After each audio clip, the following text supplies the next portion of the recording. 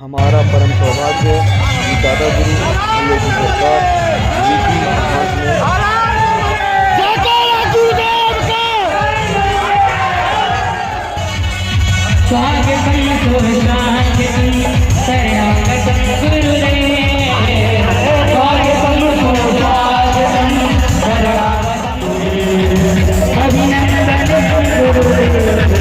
अभिनंदन है गुरुदेव, स्वागत है गुरुदेव आपका, वंदन है गुरुदेव की जय हो, मैया की जय हो, मैया की जय हो, हनुमान महाराज की जय हो।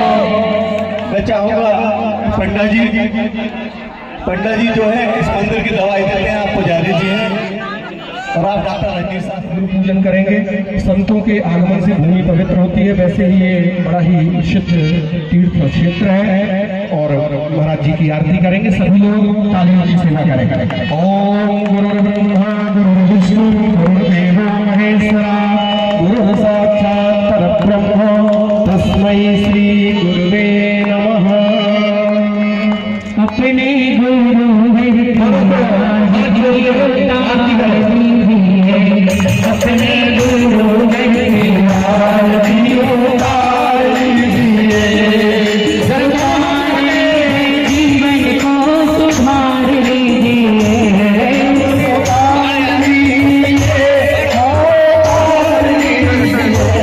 को सुधार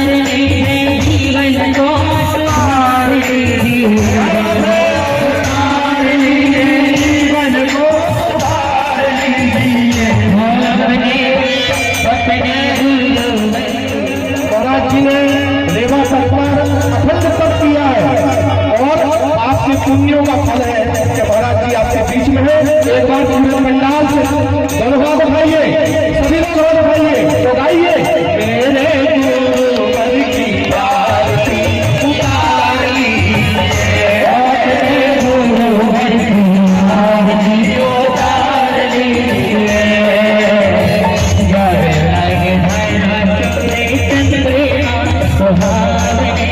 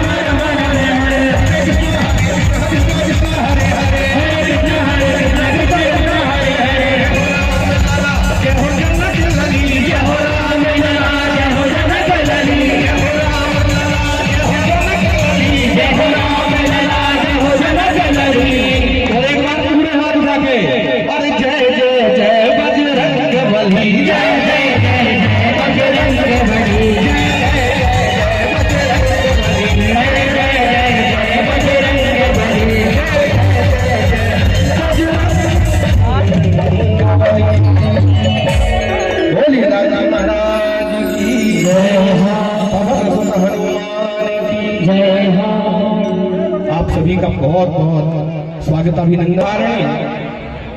पाप हारिणी ऐसी मां नर्मदा जिसे रेवा मैया के नाम से हम सब जानते हैं, हम सब रेवा तट पर रहते हैं। तो रेवा मैया के बहुत ही प्रिय, बहुत ही लाडले, जिन्होंने महाराज जी को अपने हृदय में स्थान दिया है, ऐसी परम पूज्य अवधूत सिद्ध महायोगी श्री दादा गुरु जी महाराज हम सबके बीच में हैं। और हम प्रार्थना करेंगे, निवेदन करेंगे कि आपके श्री मुख से और अमृत वाणी हम सब सुने और अपने जीवन में तो वो सूत्र प्रदान हो, क्योंकि संत जहाँ जाते हैं भगवंत से मिलने का जो साधन होता है वो संत ही होते हैं। महाराज जी की उत्तम साधना के माध्यम से हम उस परम तत्व का अनुभव कर पाएंगे जो महाराज जी ने अपनी साधना के माध्यम से शांति की प्राप्ति की है। अतएव असाधारण तप के द्वारा महाराज जी ने जो तप किया, हम उस तप को प्रणाम करके और उनकी वह दिव्य ऊर्जा का संचयन अपने अंदर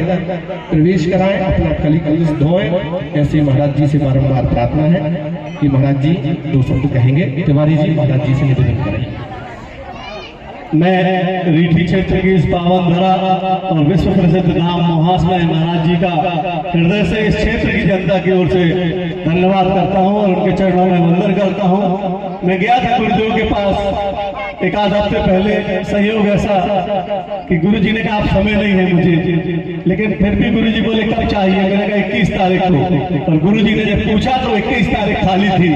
ये आप सबका स्नेह, गुरुदेव का आशीर्वाद, और हमको वो दिन मिला। गुरुदेव इसके पहले भी 2 बार रीठी आ चुके हैं। 7 साल पहले श्रीमद् भागवत में आप पधारे हैं, तब भी आपका आशीर्वाद हमें मिला था। उसके बाद 7 साल बाद तो मैं भी नहीं मिल पाया, क्योंकि गुरुदेव साधना में चले गए। मां नर्मदा की परिक्रमा आपने 2 बार की, और निश्चित तौर पर यह हमारा सौभाग्य है कि गुरुदेव आज थोड़े से आग्रह में हमारे बीच उपस्थित हुए हैं। गुरुदेव यहाँ पास ही में रीठी के पास केन नदी का उद्गम स्थल ही है, मैंने आपको बताया भी था। आज समय नहीं है, फिर कभी यहाँ से केन नदी निकली है, विकराल रूप लेके यमुना में जाके मिलती है। यहाँ उद्गम है उसका, और उसमें अभी केन नदी जो है बांदा के पास मोदी जी ने केन और नदी जो लिंक करने की परियोजना थी उसको लिंक किया है। एक बड़ी परियोजना केन बेतवा, उसमें ये लिंक हुई है, और निश्चित तौर पर इसका भी लाभ इस क्षेत्र के लोगों को मिलेगा। अब मैं आग्रह करूंगा, गुरुदेव आप सबको अपना आशीर्वचन देंगे, और मैं चाहूंगा जोरदार तालियों के साथ दादा गुरु भगवान की, भगवान की।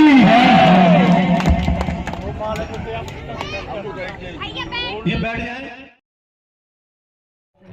जय राम जय राम, श्री राम जय राम जय जय राम, श्री राम जय राम जय जय राम, श्री राम जय राम जय जय राम, श्री राम जय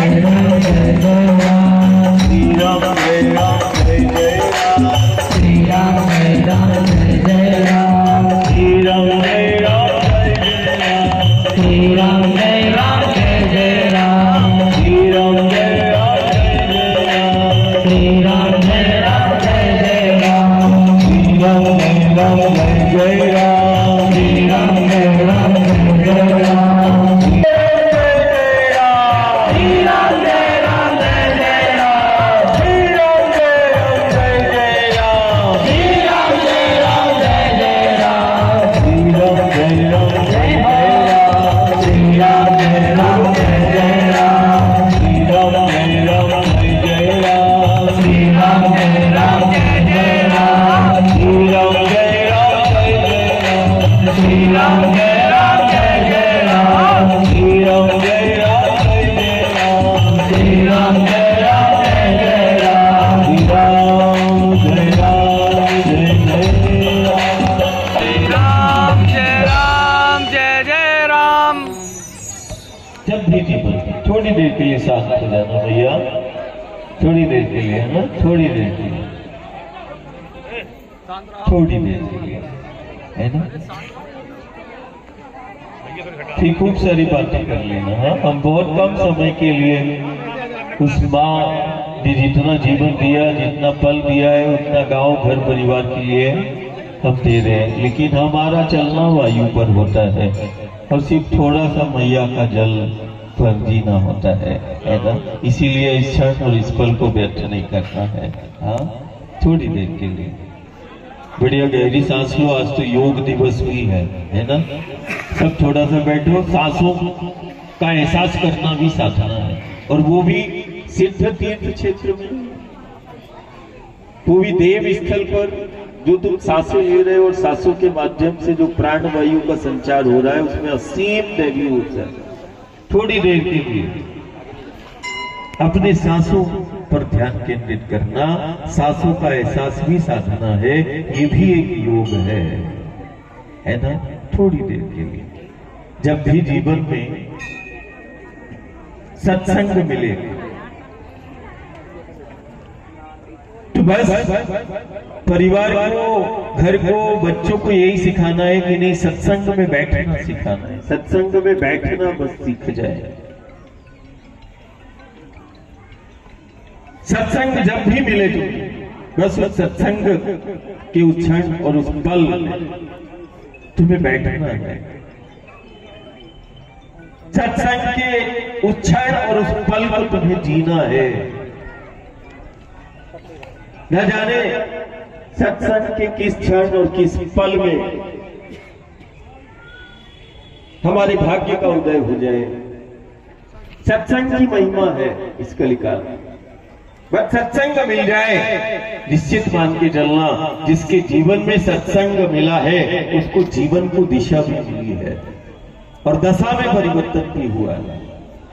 बस हमें सत्संग में बैठना है और बैठकर उस सत्संग के कुछ पल और कुछ क्षण को हमें जीना है। न जाने सत्संग के किस क्षण और किस पल में हमारे भाग्य का उदय हो जाए। न जाने सत्संग के किस क्षण और किस पल में हमारा हरि से मिलना हो जाए।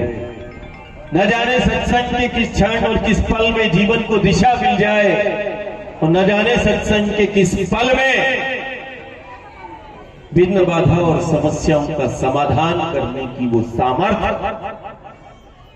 हमें प्राप्त हो जाए।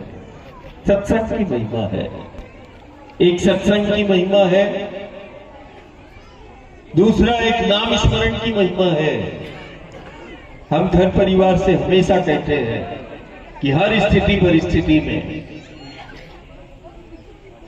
तुम्हें नाम स्मरण करते रहना है, राम का नाम लेते रहना है। नाम स्मरण भी एक सहज साधना है।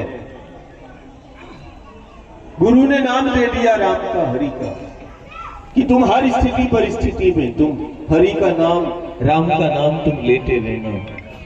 क्यों? कारण वो राम नाम ही सत्य है, हरि नाम ही सत्य है। हमें सत्य का स्मरण करना सिखाया, गुरु ने हमें सत्य का सुमिरण करना सिखाया कि तुम चिंता मत करना, तुम केवल उस सत्य का स्मरण करते रहना, सत्य का सुमिरण करते रहना। हरि का नाम, राम का नाम तुम लेते रहना, वो राम नाम ही सत्य है और ये सत्य ही इस जीव जगत का आधार है। जो सदा सत्य का स्मरण करता है, जो सदा सत्य का सुमिरण करता है, हर स्थिति परिस्थिति में वो अपने जीवन को जीता है। सत्य का स्मरण, सत्य का सुमिरण।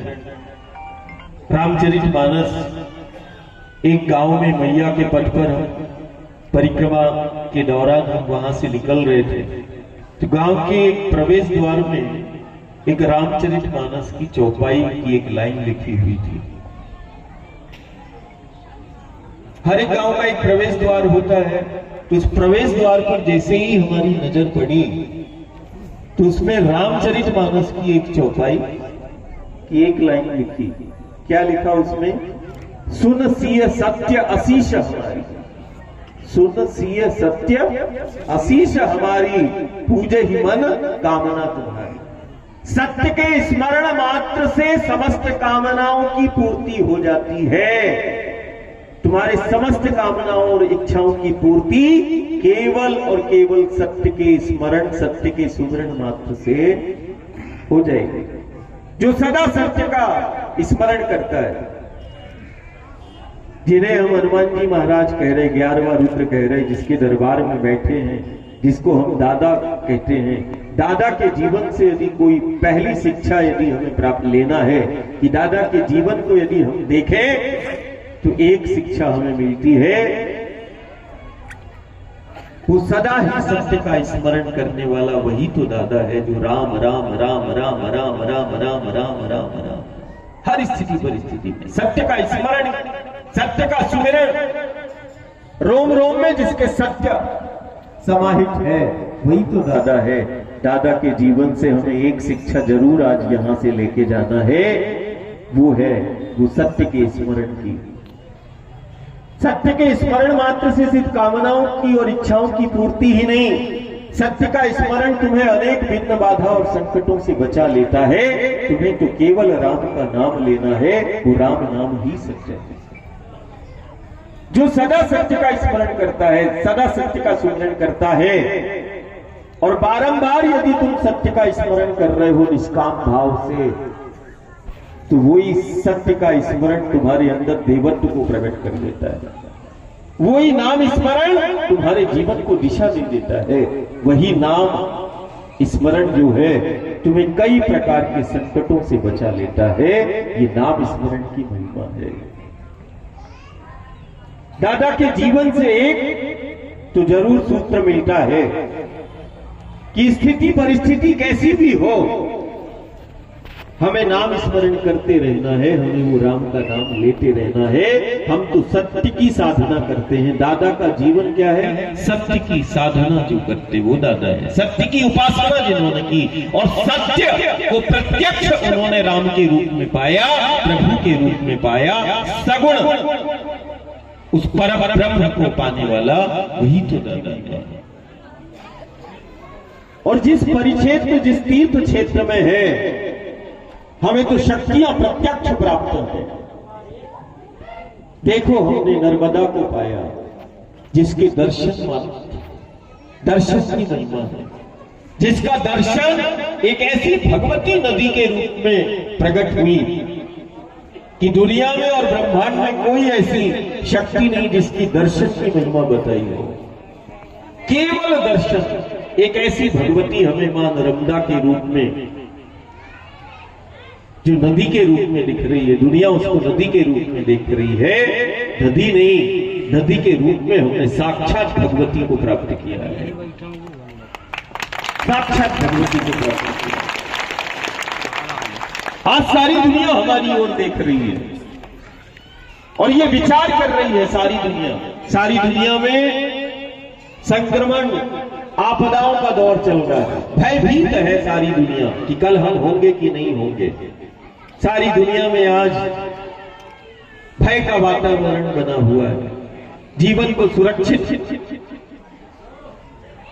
करने के लिए वो मंथन कर रहा है और वही दुनिया हमारे भारत के इन गांव नगर को देख रही है और विचार कर रही है क्या है इस देवधरा भारत के पास, ऐसी कौन सी शक्ति है इस देवधरा भारत के गांव नगर में जो इन्हें भयमुक्त जीवन प्रदान करती है, जीवन देती है। वो कौन सी शक्तियां हैं? और वास्ता है कि जिस देवधरा में तुमने जन्म लिया है, इसी देवधरा में वो शक्तियां प्रकट हुई।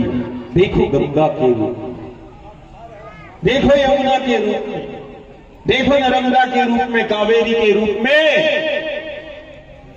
देखो इन नदियों के रूप में साक्षात वो शक्तियां हमने प्राप्त की हैं। आज ऋषिक के पास में कैन निकली, वो नदी नहीं, वो भगवती का स्वरूप है। और हमारी संस्कृति है कि हमने केवल जन्म देने वाली को मां नहीं कहा। हमारी संस्कृति में, हमारी परंपरा में हमने जीवन देने वाली को भी मां कहा। हमने पालन पोषण करने वाली को भी मां कहा। हम तो इस धरती को, माटी को भी मां के रूप में पूजते हैं। ये हमारी संस्कृति है, ये सनातन है। जो माटी को माँ कहता है, कारण ये माँ हमें पालन पोषण करती है। जन्म देने वाली से ज्यादा पालने वाली का दर्जा ऊंचा है, और जन्म देने वाली से ज्यादा जीवन देने वाली का दर्जा हम ऊंचा देते हैं। जीवन देती है वही तो है माँ, पालन पोषण करती है वही तो है माँ। माँ के रूप में हमने प्रत्यक्ष शक्ति को पाया। दुनिया के लिए ये नदियां हैं, नर्मदा है, नदियां हैं। दुनिया कहती है ये देश नदियों का देश है, और हम कहते हैं ये देश शक्तियों का है, जहां नदी के रूप में भगवती और शक्ति का प्राकट्य हुआ। हमें गर्व है, हमने शक्ति को प्रत्यक्ष पाया, एक तरफ गंगा के रूप में, नर्मदा के रूप में, और दूसरी शक्ति को हमने गौ के रूप में भी प्रत्यक्ष पाया है हमारे पास। और आज इस दरबार में, हम जिस दरबार में बैठे हैं, आज एक सूत्र जरूर लेकर जाना। वो प्रभु राम के चरित्र से हमें वो सूत्र मिलेगा, वो रामचरितमानस से वो हमें सूत्र मिलेगा। आज हमें वो ध्यान आता है, वो सुंदर कांड का वो दोहा जो हमें संदेश दे रहा है उपासना का, शक्ति की प्रत्यक्ष उपासना का, सगुण उपासना का। बाबा तुलसी के मन में विचार वो करते हैं कि प्रभु को कौन प्यारे हैं। प्रभु को तो सब चाहते हैं, राम जी को सब चाहते हैं, लेकिन मेरा राम किसको चाहता है।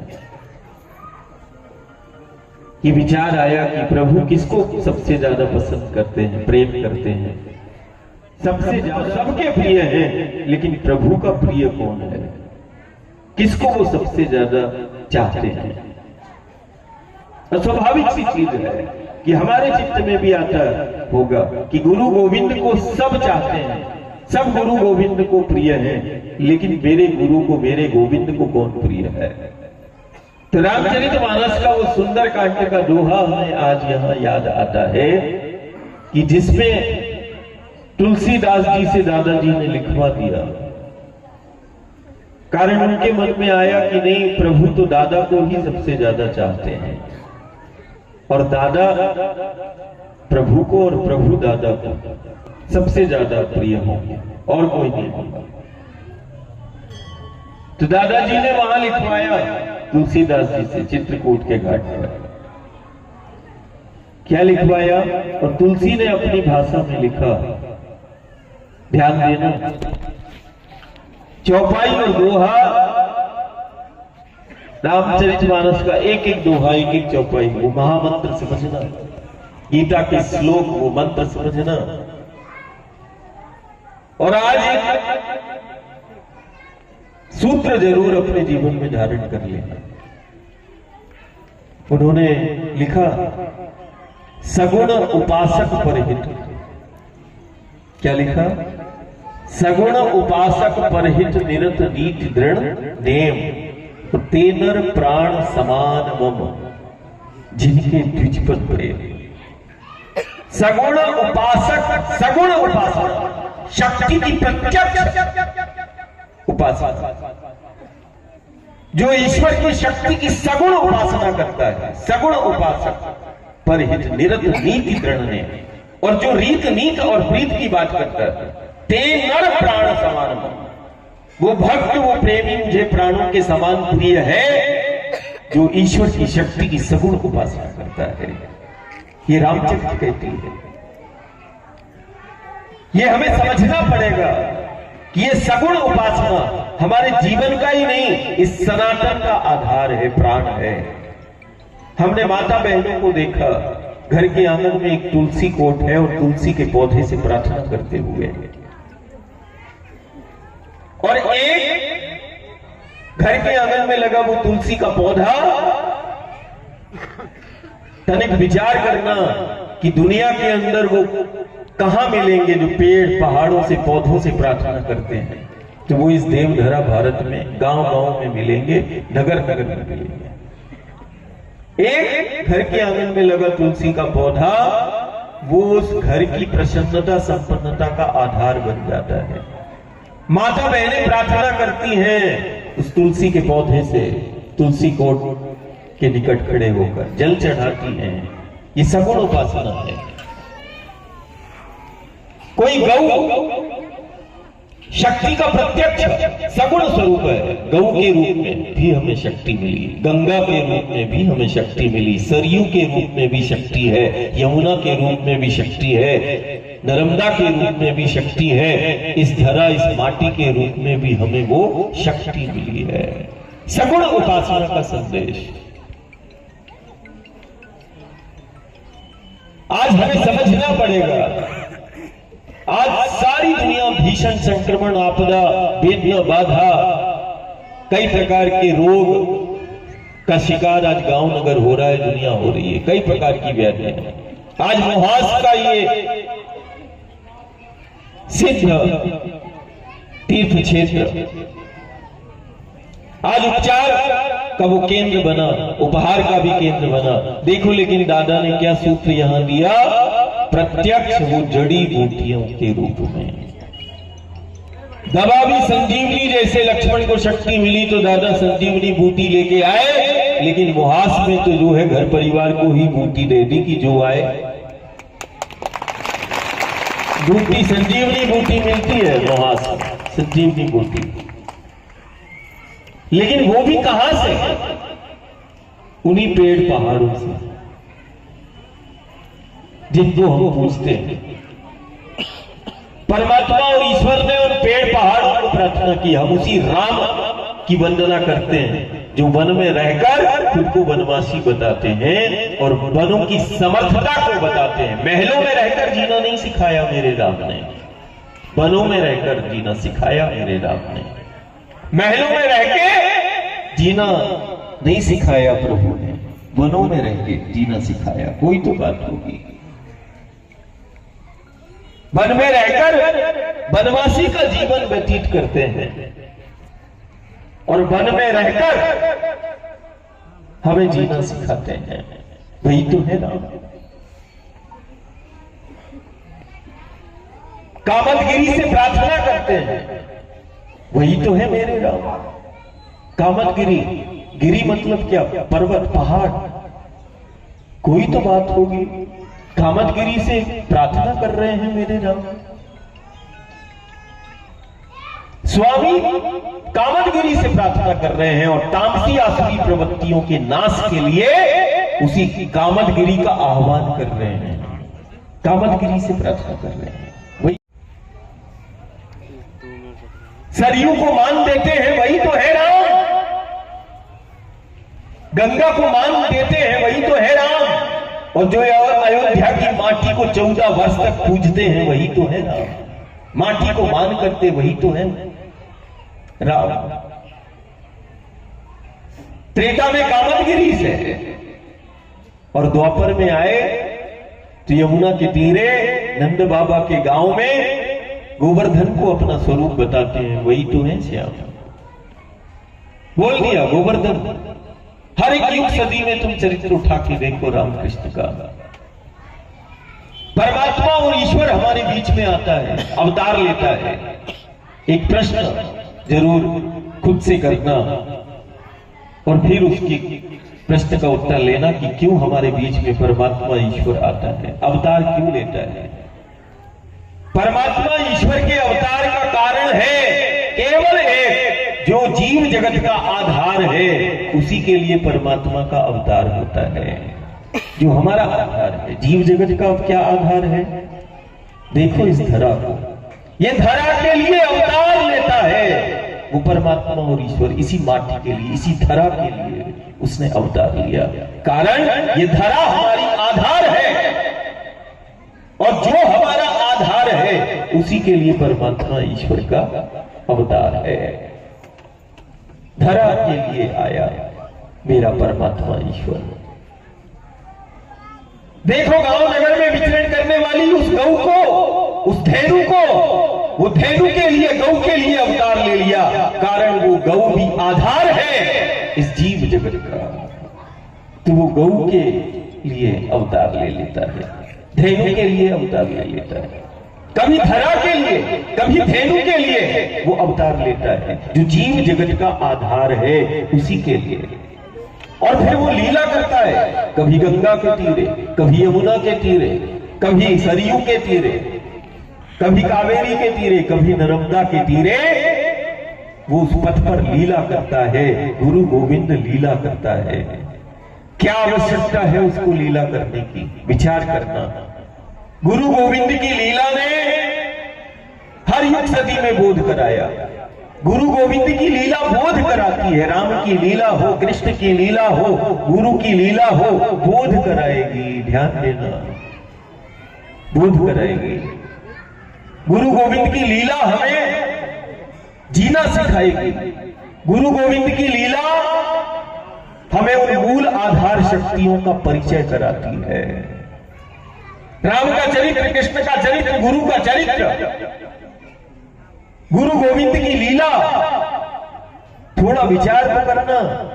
हम लीला तो सुनते हैं, लीला का श्रवण भी करते हैं, लेकिन लीला वो हमें बोध भी करा रही है। लीला हमें जीना सिखा रही है। गुरु गोविंद की लीला हमें आत्मनिर्भर बना रही है। गुरु गोविंद की लीला उन मूल आधार शक्तियों का परिचय करा रही है। और गुरु गोविंद की लीला ने हर युग सदी में उन मूल आधार शक्तियों से जुड़कर हमें जीना सिखाया। देखो राम और कृष्ण का चरित्र। माखन मिश्री खाने वाला एक दिन वो यमुना के तट की मिट्टी को खाता है और मुख में रखता है, और मुख में रखकर यशोदा को ब्रह्मांड दिखाता है। लीला करता है मेरा लाला। किया कृष्ण ने लीला की। परमात्मा ईश्वर लीला करता है, गुरु गोविंद लीला करता है। अरे नंद बाबा के गांव में क्या माखन कम पड़ गया जो आज लल्ला यमुना के तट की मिट्टी को खा रहा है? और मैया पूछती है कि लल्ला मुंह खोल क्या खाया? तो मुंह खोला तो ब्रह्मांड दिखाया। और यदि गुरु गोविंद लीला करता है तो उसका हर एक क्षण पल व्यर्थ नहीं होता। गुरु गोविंद जो भी लीला करता है वो लीला बोध करा रही है, कुछ संदेश दे रही है, कुछ परिचय करा रही है। तो इस लीला के पीछे क्या था कि माटी को खा लिया लल्ला ने। ठाकुर जी माटी को खाते हैं। माखन खाने वाला यमुना के तट की मिट्टी को खाता है और मुख में माटी को रखकर यशोदा को ब्रह्मांड दिखाते हैं। इस लीला के पीछे क्या कारण रहा, क्या बताना चाहते हैं? बता दिया उसने दुनिया को। मुख में माटी को रखकर माटी के एक एक कण में छिपे उस ब्रह्मांड को दिखा दिया। मुख में माटी को रखकर माटी के एक एक कण की उस जीवंतता को बता दिया। मुख में माटी को रखकर माटी के एक एक कण की, माटी की महिमा और माटी के महत्व को बता दिया। ये है कृष्ण का चरित्र। माटी का मान करता है, माटी की महिमा, माटी के महत्व को बताता है, माटी के एक एक कण की सामर्थ्य को बताता है और माटी के एक एक कण की जीवंतता को बताता है। हम तो माटी को महतारी के रूप में पूछते हैं। वो बता दिया कि इसी माँ जो इस जगत का जीव का आधार है, मैं इसी के लिए आया। उसने बता दिया माटी से जुड़कर जीना सिखा दिया। बता दिया उसने कि माटी का एक एक कण जीवंत है, चैतन्य है। हम मुर्दों को नहीं पूछते, हम जीवित को पूछते हैं। ये सनातन है, ये धर्म है। माटी हमारे लिए मृत नहीं, माटी हमारे लिए एक एक कण जीवित है। और जो माटी से जुड़ा है, निश्चित मान के चलना, उसको किसी प्रकार का संक्रमण और आपदा का कोई खतरा नहीं है। जो अपनी माटी से जुड़ा है उसको किसी भी ग्रह और काल का प्रभाव नहीं पड़ सकता। माटी से जुड़ो। जो माटी का मान करता है, जो माटी को माँ के रूप में देखता है, पूजता है, जिस माँ के आंचल से हमें वो आहार मिलता है, अन्न मिलता है, द्रव्य मिलता है, न जाने क्या क्या, जो भी हमारे जीवन की आवश्यकता है, ये धरती का आंचल भी तो देता है। ये सगुण है, प्रत्यक्ष है। एक माटी। हमारी जाति अलग हो सकती है, हम जाति से अलग अलग हो सकते हैं, लेकिन तुम ये बताओ, माटी तो हमारी एक है और माटी हमें एक करती है। क्या करती है? एक करती माटी। जाति अलग अलग हो सकती है, लेकिन माटी हमारी एक है। और आज ये वक्त है कि अपनी माटी से प्रेम करो, अपनी माटी का मान करो, कारण इसी माटी के लिए वो परमात्मा और ईश्वर अवतार लेता है, इसी धरा के लिए। दूसरा, ये सगुण उपासना की बात हो रही है, प्रवचन नहीं। ये मैंने जिस जीवन को जिया है। आज प्रवचन वाला नहीं आया, आज वो वचन वाला आया है। हम उतना ही हम बताने का प्रयास गांव घर को कह रहे हैं, बताने का प्रयास कर रहे हैं कि नहीं, जिसको दुनिया नदी के रूप में देख रही वो साक्षात भगवती है, शक्ति है। तुम माटी के रूप में देख रहे हो, हम उसी माटी में मां को देख रहे हैं, उस सामर्थ्य को देख रहे हैं। हम यही बताने का प्रयास कर रहे हैं कि तुम जिन पेड़ों को देख रहे हो, पहाड़ों को देख रहे, जंगलों को देख रहे, वनों को देख रहे, महलों में नहीं, जितना प्रभु वन में रहा है। क्या है इन वनों में, क्या है इन पहाड़ों में, क्या है इन पेड़ों में, जिनको प्रभु खुद पूजते हैं। कामदगिरी प्रामाणिकता है, गोवर्धन प्रामाणिकता है, गिरनार प्रामाणिकता है, और ये सब जीवित है। हम तो विंध्याचल को हम पूजते हैं। एक ने हमसे पूछा कि दादा पूजन करना है, मैंने कहा अरे तुम्हारा गांव किस गोद में है, ये पहाड़ किस श्रृंखला से आता है, बोले विंध्याचल से आता है। मैंने कहा विंध्याचल का मान करते हैं, विंध्याचल को चलो पूछते हैं। वो विंध्याचल जिसके गर्भ में समाई वो शक्तियां हैं, वो विंध्याचल जिसने नर्मदा को धारण कर लिया, वो विंध्याचल जिसने शक्ति को प्रकट कर लिया। ये पेड़ पहाड़ देखो, चार भुजा वाली को भी हम और अष्टभुजा वाली को भी हम पूजते हैं दुर्गा के रूप में और नर्मदा के रूप में। चार भुजा वाली, अष्टभुजा वाली पूजते दुर्गा। दुर्गा का दूसरा नाम क्या है? गिरिजा। गिरिजा का मतलब क्या होता है? ये शक्ति दुर्गा कहां से प्रकट हुई? गिरिजा पहाड़ों से उत्पन्न हुई शक्ति है, जिसको हम गिरिजा कहते हैं, दुर्गा कहते हैं। पहाड़ों से उत्पन्न हुई शक्ति की हम आराधना करते हैं। ये कोई साधारण पहाड़ नहीं, इन पहाड़ों ने शक्तियों को धारण किया है और इन्हीं पहाड़ों में से वो शक्तियों का प्राकट्य हुआ है। जो शक्तियों को प्रकट करता है और जो शक्ति को हमारे धारण करता है वो कैसा होगा? पहले विचार तो कर लो, वो पर्वत कैसा होगा, कैसा होगा वो विंध्याचल सतपुड़ा, कैसा होगा वो गिरनार, कैसा होगा वो गोवर्धन, कैसा होगा? प्रार्थना करते हैं आसुरी तामसी प्रवृत्तियों का नाश करने के लिए प्रभु आह्वान करते हैं कामदगिरी से, और कामदगिरी से प्रकट होती है वो असाधारण शक्तियां जो तामसी आसुरी प्रवृत्तियों का नाश करती है। साधारण नहीं है ये पहाड़। विचार करना, हर युग सदी में गुरु ने एक दृष्टि दी है, गुरु एक विचार देता है। गुरु गोविंद ने एक विचार दिया, एक दृष्टि दी कि तुम मेरी नजर से देखो। जैसे गुरु क्षेत्र में ठाकुर जी बोलते हैं कि क्या देख रहे हो, ये रिश्ते नाते क्या देख रहे हो? बोले तुम मेरी नजर से देखो। गुरु ने कुछ दिया नहीं, गुरु गोविंद ने यदि कुछ दिया है तो वो नजरिया दिया है देखने का, एक दृष्टि देता है, एक विचार देता है, और एक विचार जो जीवन को दिशा दे दे, एक विचार जो तुम्हारे व्यक्तित्व का निर्माण कर दे, एक विचार गुरु गोविंद के मुख से निकला जो देवत्व को प्रकट कर देता है, और गुरु गोविंद के मुख से एक विचार निकला जो जीवन को बदल देता है, जीवन को दिशा दे देता है। आज विचार करना,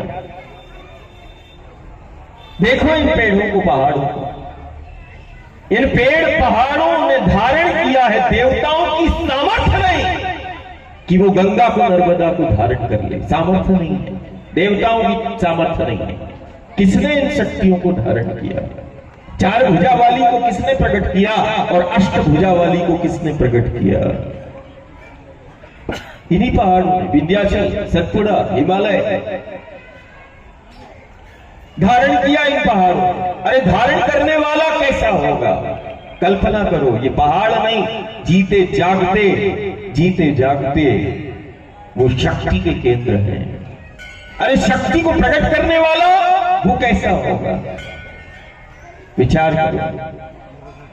आज ये समय है कि जो गुरु और गोविंद ने लीला की है, हमने गीता भी पढ़ी, रामायण भी पढ़ी, लेकिन ये आज मोहास दरबार आज जगत प्रसिद्ध है, उसी बूटी के लिए है। उसी बूटी के लिए उपचार में बूटी आई, लेकिन वो बूटी उन पेड़ पहाड़ों से, उन जंगलों से ही तो आई। सबसे बड़ा केंद्र मोहास का ये जगत प्रसिद्ध हो जाएगा। हम तो जो जुड़ा है इस दरबार से, उससे हम जरूर प्रार्थना आज करने के लिए हम आए हैं कि नहीं, तुम देखना माटी को, देखना इन पेड़ों को, ये साधारण नहीं है, ये पहाड़ पेड़ वन जो तुम्हें मिले हैं, जो गांव नगर हमारे जंगलों में है, वनों में है, पहाड़ों की गोद में बसे ये गांव, तुम ये समझना कि जैसे महादेव की गोद हमें मिल गई, ऐसे ये गांव बसे हैं। महादेव की गोद में जैसे एक बालक बैठता है, वैसे इन विंध्याचल की गोद में हमारे गांव है। साधारण नहीं है, बहुत असाधारण है। आज बहुत सारे लोग बैठे होंगे जो घर परिवार में कई प्रकार के संकटों से जूझ रहे होंगे, कई प्रकार के रोग व्याधियों का शिकार हो रहे होंगे।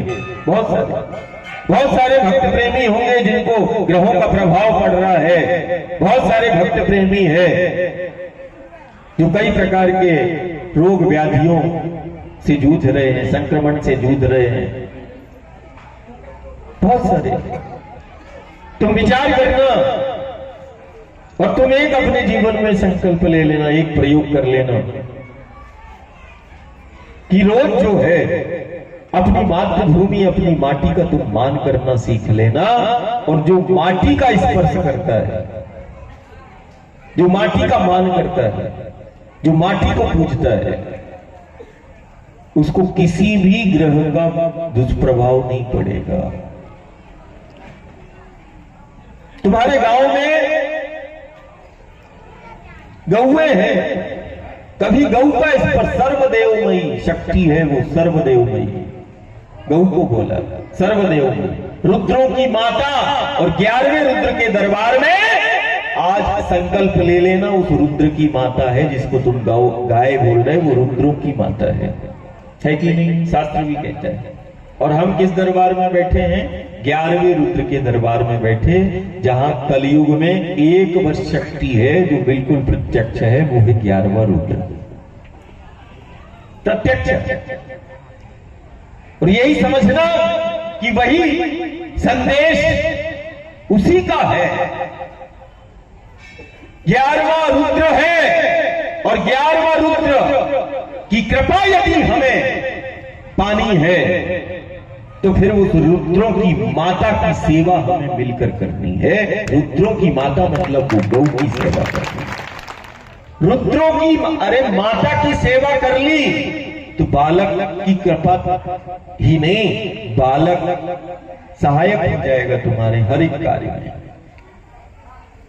हनुमान जी महाराज को 11वें रुद्र को, गुरु को, गोविंद को प्रसन्न करने के लिए अलग से कुछ मत करो, तुम तो उसकी माता का और जिसके लिए वो अवतार लेता है, उन मूल आधार शक्तियों की सेवा का तुम संकल्प ले लो।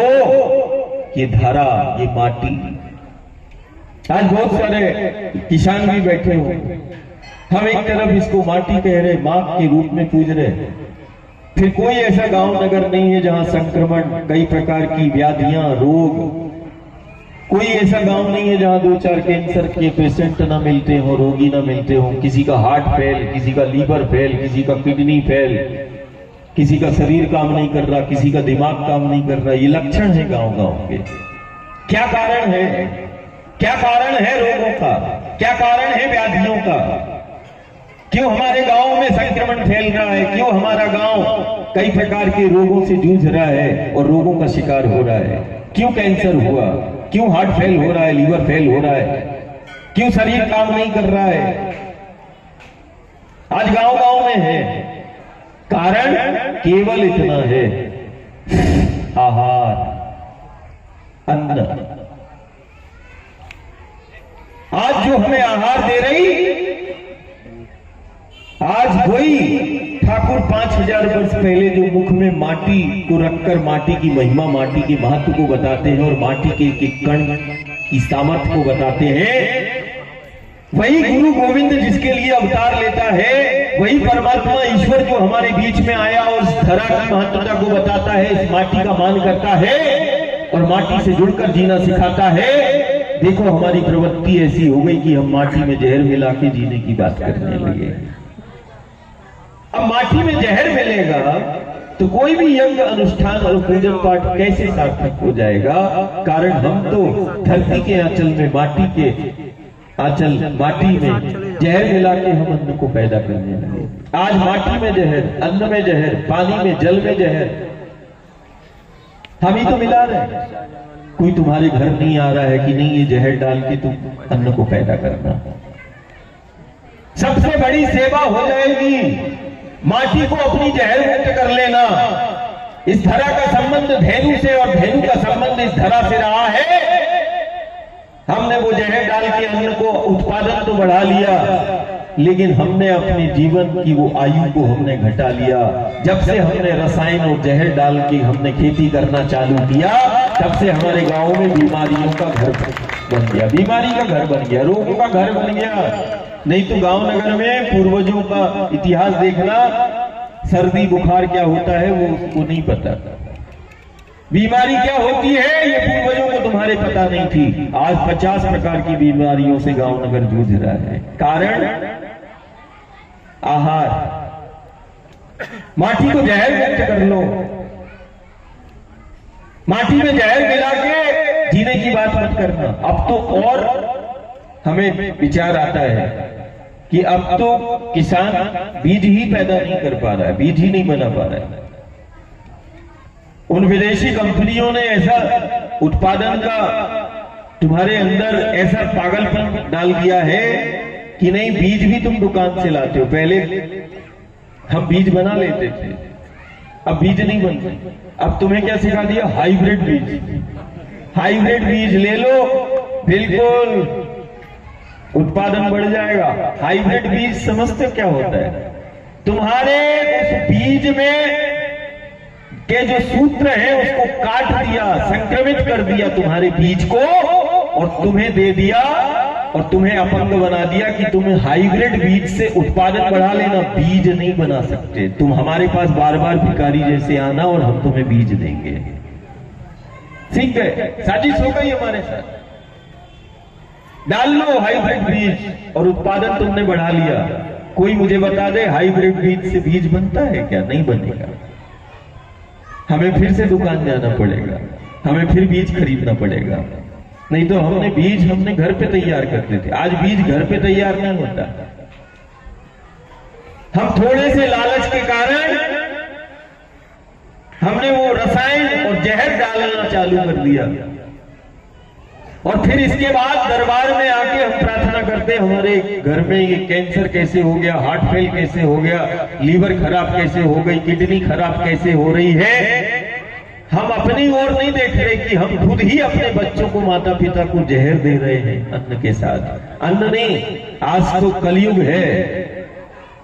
माता पिता बच्चों को और बच्चे माता पिता को जहर देने का काम कर रहे हैं। यदि कोई रसायन और जहर युक्त अन्न को खा रहा है तो ये मान के चलना कि हम अपने बच्चों को और परिवार को जहर देने का काम कर रहे हैं, और वही जहर कुछ समय के बाद किसी रोग में हमें दिखाई देने लगता है। कभी कैंसर के रूप में, कभी हार्ट फेल, कभी किडनी फेल, कभी शरीर काम नहीं कर रहा, कभी लकवा लग गया, ये सब दिमाग काम नहीं कर रहा।